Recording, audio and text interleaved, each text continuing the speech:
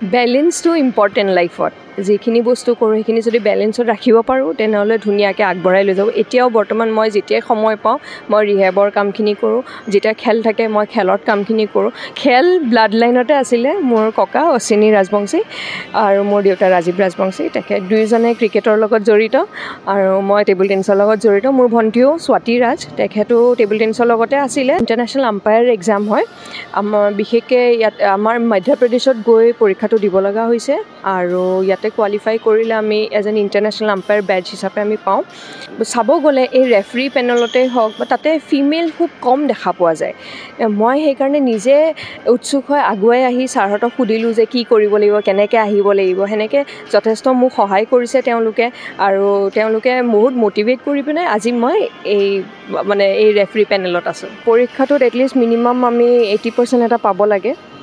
মানে আমাৰ 50 কুৱেশ্যনছত at least minimum 39-38 marks পাব লাগে। সেনেকুৱাকৈ ময়ো ছাকচেছ হৈছোঁ দিবলৈ আৰু তাৰপিছত আমাৰ চাৰ্টিফিকেটখন আহে সেনেকুৱাকৈ নিজৰ নিজৰ নামত। আমাৰ অসমত বৰ্তমান 2গৰাকী আছে। মোৰ আগতে মিতালী দাস, তেখেতে এই পৰীক্ষাত উত্তীৰ্ণ হৈছিলে, তাৰে পিছে এইবাৰ মই। নমস্কাৰ, গগো স্পৰ্টছ শ্ৰেণীৰ প্ৰতিযোগী দৰ্শকক স্বাগতম জনাইছোঁ। আজি মই উপস্থিত আছোঁ ৰাধা গোবিন্দ ক্ৰীড়া প্ৰকল্পৰ বৰ্তমান সময়ত টেবুল টেনিছৰ যিটো একাডেমি আছে তাত উপস্থিত আছোঁ আৰু মুখতে উপস্থিত আছে এগৰাকী আন্তঃৰাষ্ট্ৰীয় ৰেফাৰী। শেহতীয়াভাৱে তেখেতে আন্তঃৰাষ্ট্ৰীয় ৰেফাৰীত পৰীক্ষাত উত্তীৰ্ণ হৈ অসমলৈ গৌৰৱ কঢ়িয়াই আনিছে। তেখেত হ'ল সঞ্জনা ৰাজ। মই আপোনালোকৰ লগত চিনাকি কৰি পাইছোঁ। বাইদেউ আপোনাক নমস্কাৰ জনাইছোঁ, স্বাগতম জনাইছোঁ আমাৰ বিশেষ অনুষ্ঠানৰ মাজলৈ। আপুনি যিহেতু আপোনাৰ যিটো শেহতীয়া কৃতিত্ব আছিল, আপুনি আন্তঃৰাষ্ট্ৰীয় ৰেফাৰী হিচাপে আপুনি স্বীকৃতি লাভ কৰিলে, আপুনি পৰীক্ষাত উত্তীৰ্ণ হ'ল। আমি সবিশেষ জানিব বিচাৰিছোঁ এই পৰীক্ষাটোৰ বিষয়ে, কিদৰে আপুনি উত্তীৰ্ণ হ'ল বা অলপ প্ৰচেছটোৰ বিষয়ে জানিব বিচাৰিছোঁ। সকলোকে নমস্কাৰ জনাইছোঁ। মই সঞ্জনা ৰাজ, মই উজান বজাৰৰ বাসিন্দা। পোনপ্ৰথমতে মই আমাৰ Assam table tennis association, table tennis federation of India আৰু ITTFলৈ মই ধন্যবাদ জ্ঞাপন কৰিছোঁ। আজি তেওঁলোকৰ ছাপোৰ্ট আৰু আমাৰ ছেক্ৰেটেৰীসকল আৰু যিসকল মানে আমাৰ ইয়াতে মেণ্টৰ্ছ আছে তেখেতসকলৰ সহায় সহযোগিতাত আজি মই এই পৰীক্ষা উত্তীৰ্ণ হ'বলৈ পাৰিছোঁ। পৰীক্ষাটো আমাৰ ইণ্টাৰনেশ্যনেল আম্পায়াৰ এক্সাম হয় আমাৰ, বিশেষকৈ ইয়াত আমাৰ মধ্যপ্ৰদেশত গৈ পৰীক্ষাটো দিব লগা হৈছে আৰু ইয়াতে কোৱালিফাই কৰিলে আমি এজ এন ইণ্টাৰনেশ্যনেল আম্পায়াৰ বেডজ হিচাপে আমি পাওঁ। বিভিন্ন খেলুৱৈসকলে কেতিয়াবা মন কৰিলে ইণ্টাৰনেশ্যনেল আম্পায়াৰ এক্সামটো দিব পাৰে আৰু ইয়াৰ কাৰণে প্ৰস্তুতি চলাব লাগে। অলপ যিখিনি আমাৰ ৰুলছ ৰেগুলেশ্যনছ আছে সেইখিনি জানিব লাগে তেওঁলোকে আৰু আমাৰ এছ'চিয়েশ্যনৰ থ্ৰু দি সহায় সুবিধাৰে তেওঁলোকে এই এক্সামটো দিব পাৰে। আপুনি কিমান দিনীয়া প্ৰচেষ্টাত আপুনি সফল হৈছে নে আপোনাৰ প্ৰথম প্ৰচেষ্টা আছিলে নে আগতো কৰিছে আপুনি? মই প্ৰথমবাৰেই দিছোঁ এইবাৰ। কিমান টাফ আছিলে, কিমান কঠিন আছিলে এই পৰীক্ষাটো? পৰীক্ষাটোত এটলিষ্ট মিনিমাম আমি 80% এটা পাব লাগে। মানে আমাৰ 50 কুৱেশ্যনছত এটলিষ্ট মিনিমাম 39-38 মাৰ্কছ পাব লাগে। সেনেকুৱাকৈ ময়ো ছাকচেছ হৈছোঁ দিবলৈ আৰু তাৰপিছত আমাৰ চাৰ্টিফিকেটখন আহে সেনেকুৱাকৈ নিজৰ নিজৰ নামত আৰু আমি কোৱালিফাই হৈ যাওঁ এজ এন ইণ্টাৰনেশ্যনেল আম্পায়াৰ। নেশ্যনেলছতো আমি আম্পায়াৰিং কৰিব পাৰোঁ, ইণ্টাৰনেশ্যনেলছতো আমাক প্ৰচেছ থাকে, সেনেকুৱাকৈ পঠায়। নিজৰ ৰাজ্যত বা আপুনি বিভিন্ন ৰাজ্যত কৰিছে বা এতিয়া আপুনি ইণ্টাৰনেশ্যনেলি আপুনি ৰেফাৰী কৰিবৰ কাৰণে কৃতিত্ব অৰ্জন কৰিলে, আপুনি সেই সুবিধা আকৌ আহিছে নেকি আপোনালৈ বৰ্তমান সময়ত? এতিয়া মোৰ যিহেতুকে এইবাৰ মই কোৱালিফাই কৰিছোঁ, অহা বছৰৰ পৰা আমাৰ ৰেফাৰী আম্পায়াৰিংবিলাক ষ্টাৰ্ট হ'ব। নেশ্যনেলছত জ'নেলছত মাতিব, তো সেনেকুৱাকৈ তেওঁলোকৰ প্ৰচেছ আছে আৰু সেইটো হিচাপত আমি কোনে ক'ত কেনেকৈ যাম, ক'ত আম্পায়াৰিং কৰিম সেইটো তেওঁলোকে জনাই দিব। পৰীক্ষাটো অনলাইন হয় নে অফলাইন হৈছিলে, ক'ত হৈছিলে খেলটো? আমি ইনডোৰলৈকে যাব লাগে, কিন্তু CBT কম্পিউটাৰ বেছ টেষ্ট হয়, অনলাইনে হয় আৰু ইমিডিয়েট ৰিজাল্ট দি দিয়ে তাতে। আৰু ইণ্টাৰনেশ্যনেল ৰেফাৰী হিচাপে স্বীকৃতি লাভ কৰা অসমৰ কেইগৰাকীমান আছে বৰ্তমান সময়ত? আমাৰ অসমত বৰ্তমান 2গৰাকী আছে। মোৰ আগতে মিতালী দাস, তেখেতে এই পৰীক্ষাত উত্তীৰ্ণ হৈছিলে, তাৰে পিছে এইবাৰ মই। অলপ আগলৈ যাব বিচাৰিছোঁ, যিহেতু আপুনি নেশ্যনেলো খেলিছে টেবুল টেনিছত, আপুনি CBSE নেশ্যনেলো খেলিছে, গতিকে কেনেকুৱা ধৰণে আপুনি সফলতা অৰ্জন কৰিছিলে বা আপুনি টেবুল টেনিছত যে আহিব আপুনি মনলৈ আপুনি কেনেকৈ আহিলে ধাৰণাটো অলপ জানিব বিচাৰিছোঁ।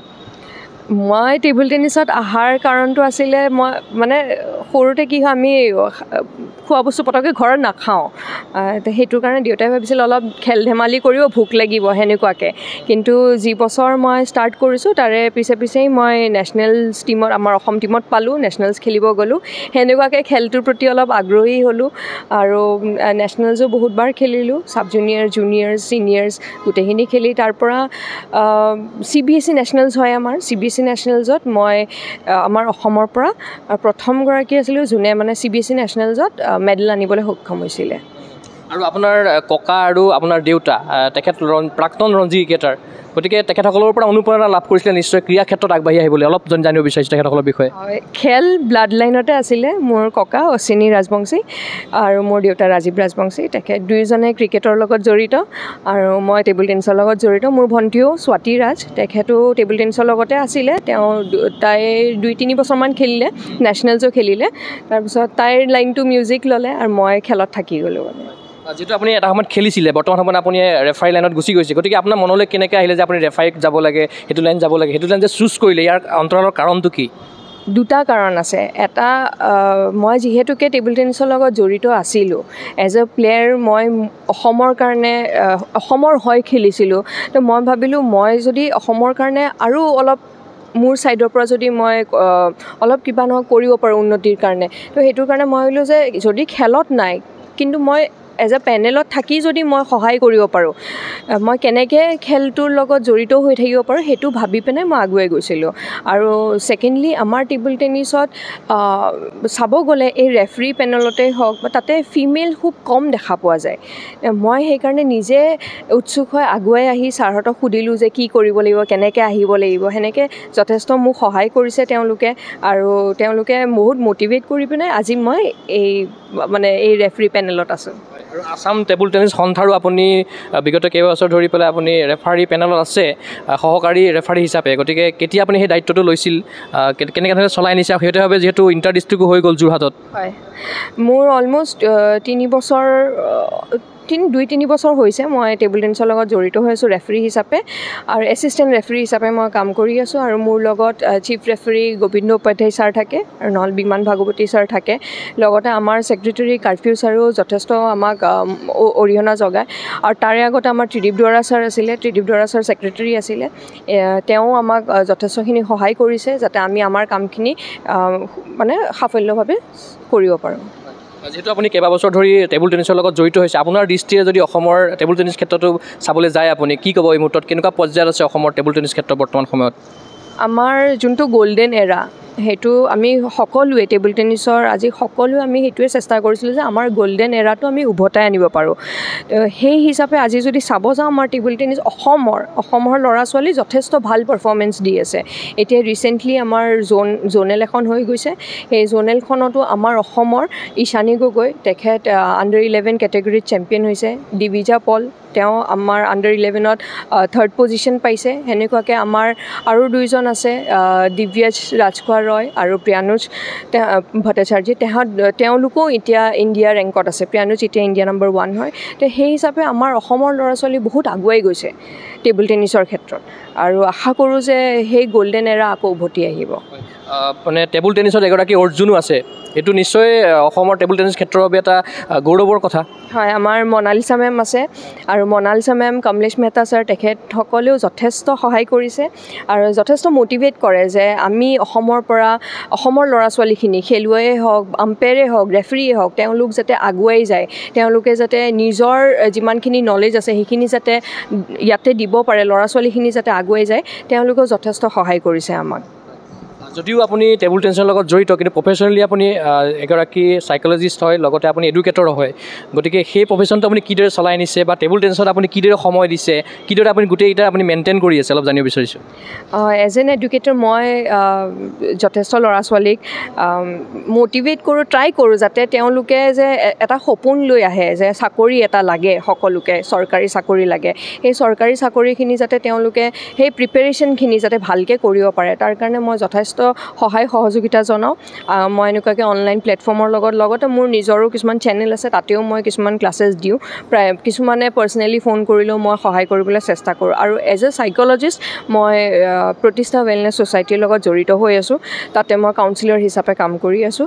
আৰু মই ভাবোঁ যে যিসকল এডিক্ট, তেওঁলোক একদিনত এডিক্ট হোৱা নাই বা তেওঁলোক নিজে ইচ্ছাকৃতভাৱে হোৱা নাই এনেকুৱা চিটুৱেশ্যন হৈছে যাৰ কাৰণে হয়তো তেওঁলোক বাধ্য হৈছে তো আশা কৰোঁ তেওঁলোকেও যাতে ভালকৈ এটা ভাল সুস্থ জীৱন যাপন কৰিব পাৰে আৰু তেওঁলোক সুস্থ থাকিলে তেওঁলোকৰ পৰিয়ালো সুস্থ থাকিব সেইকাৰণে মই যথেষ্ট চেষ্টা কৰোঁ যে তেওঁলোককো মই সহযোগিতা জনাব পাৰোঁ দুটা সমান্তৰালভাৱে আপুনি কিদৰে আগলৈ চলাই নিম বুলি ভাবিছে টেবুল টেনিছৰ যিটো আপুনি আন্তঃৰাষ্ট্ৰীয় ৰেফাৰী বৰ্তমান সময়ত স্বীকৃতি লাভ কৰিলে লগতে সাইকোলজিষ্ট হিচাপেও আছে বা এডুকেটৰ হিচাপেও আছে গতিকে কিদৰে আগলৈ চলাই নিম বুলি ভাবিছে গোটেই দুটা ইভেণ্ট বেলেঞ্চটো ইম্পৰ্টেণ্ট লাইফত যিখিনি বস্তু কৰোঁ সেইখিনি যদি বেলেঞ্চত ৰাখিব পাৰোঁ তেনেহ'লে ধুনীয়াকৈ আগবঢ়াই লৈ যাব এতিয়াও বৰ্তমান মই যেতিয়াই সময় পাওঁ মই ৰিহেবৰ কামখিনি কৰোঁ যেতিয়া খেল থাকে মই খেলত কামখিনি কৰোঁ কিন্তু যোনখিনি কৰোঁ মই সেইখিনি যথেষ্ট মন দি গুৰুত্ব দি পিনে মই সেইখিনি কাম কৰোঁ সেইকাৰণে মই ভাবোঁ যে যিটো টাইমত যি কাম কৰিম সেইটো আমি ফুল মানে কনচেনট্ৰেশ্যন হওক ফ'কাছ হওক সেই কামটোৱে কৰিব লাগে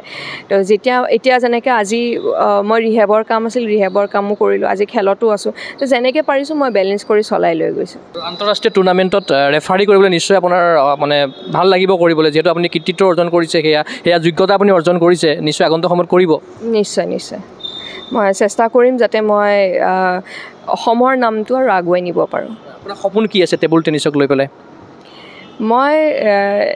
মই সদায় টেবুল টেনিছ বিচাৰোঁ যে আমাৰ অসমৰ ল'ৰা ছোৱালীখিনি টেবুল টেনিছত ভাল পাৰফৰ্মেঞ্চ দিয়ক ইণ্ডিয়াত ভাল এটা নিজৰ ৰিপ্ৰেজেণ্টেশ্যন এটা বনাওক যে অসমৰ প্লেয়াৰ বুলি সিহঁতিও ভাবিব লাগিব অসমৰ পৰা আহিছে মই আশা কৰোঁ যে অসমৰ হওক বা গোটেই ভাৰতৰে হওক টেবুল টেনিছ সদায় আগুৱাই যাওক আৰু সদায় যাতে আমি টেবুল টেনিছ বুলি আজিকালি খুব কম মানুহে আগতে জানিছিলে এতিয়া টেবুল টেনিছটো লাহে লাহে ফ'কাছত আহিছে আৰু মই বিচাৰোঁ যে বেলেগ স্পৰ্টছ যেনেকৈ মানুহে জানে সেনেকৈ টেবুল টেনিছকো চিনি পাওঁ কি পৰ্যায়ত আমি চাব বিচাৰে নিজকে আগত ফিউচাৰলৈ কি হয় সেইটো নাজানো কিন্তু বৰ্তমানত মই যিমান পাৰোঁ যেনেকৈ পাৰোঁ মই আগুৱাই যাবলৈ চেষ্টা কৰিম আৰু নিজৰ যিখিনি নলেজ আছে সেইখিনি মই সকলোলৈকে দিবলৈ চেষ্টা কৰিম নুসুধিলে আধৰুৱা হ'ব যিহেতু আপুনি পৰিয়ালৰ তৰফৰ পৰা আপুনি নিশ্চয় ছাপোৰ্ট পাইছে যিহেতু আপোনাৰ ককা এগৰাকী ৰঞ্জী ক্ৰিকেটাৰ আছিল লগতে আপোনাৰ দেউতাৰ ৰঞ্জী ক্ৰিকেটাৰ নিশ্চয় মায়েও আপোনাক ছাপোৰ্ট কৰিছিলে অলপ পৰিয়ালৰ ছাপোৰ্টৰ কথা জানিব বিচাৰিছোঁ কেনেকুৱা ধৰণে ছাপোৰ্ট কৰিছিলে আপোনাক এই গোটেই যাত্ৰা পথত মোক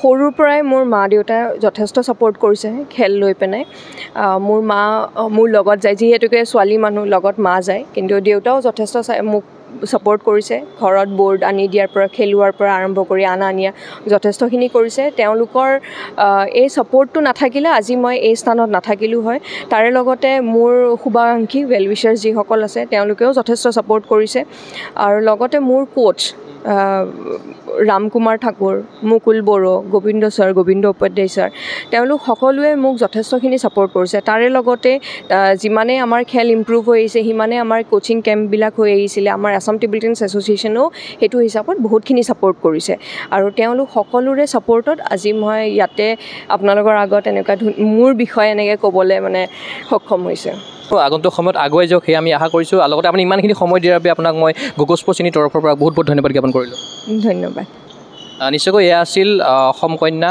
তেখেত হ'ল সঞ্জনা ৰাজ তেখেতে শেহতীয়াভাৱে আন্তঃৰাষ্ট্ৰীয় ৰেফাৰী পৰীক্ষাত উত্তীৰ্ণ হৈ অসমলৈ গৌৰৱ কঢ়িয়াই আনিছে আমি আশা কৰিম তেখেতে যিখিনি সপোন লৈ আগবাঢ়িছে সেয়া আগন্তুক সময়ত সাফল্যমণ্ডিত হওক সেই আশাৰে মই চিন্ময় কুমাৰ বৰাই বিশেষ অনুষ্ঠানৰ পৰা বিদায় লৈছোঁ চাই থাকিব গগৈ স্পৰ্টছ চেনী ধন্যবাদ